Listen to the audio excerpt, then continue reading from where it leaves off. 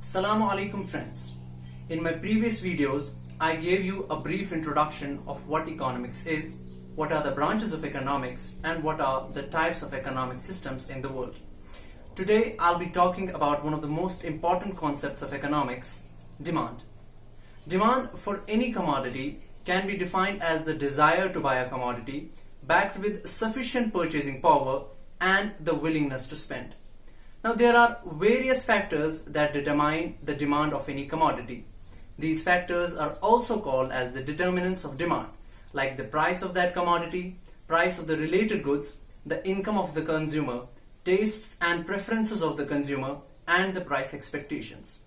Talking about the price of that commodity, when we take other determinants as constant, with the rise in the price of that commodity, its demand contracts. And with the fall in the price of that commodity, its demand extends.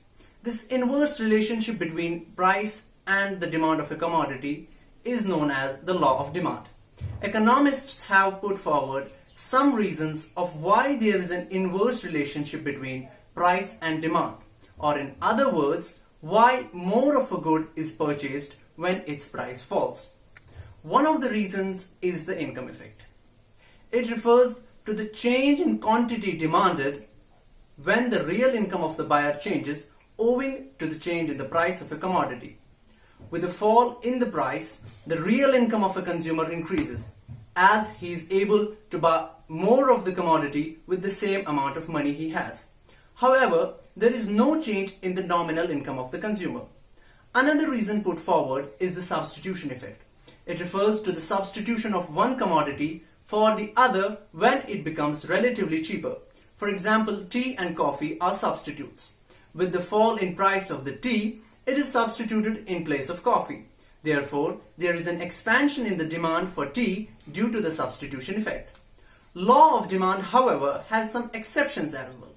There are some commodities whose demand expands when the price rises and contracts when their price falls. For example, in case of articles of social distinction, which are high in demand only because their prices are very high, and if their prices fall, they will no longer be considered as articles of distinction, and so their demand will decrease. Thus, these goods defy the law of demand. Precious diamonds and vintage cars may be cited as examples. Further, the law of demand is violated when consumers judge the quality of a commodity by its price, which means if the price of a commodity is very high, it is considered to be of superior quality. However, if the price of the commodity is low, it is considered to be of inferior quality. This was all for today. Thank you for staying with me. I appreciate you for your time and attention.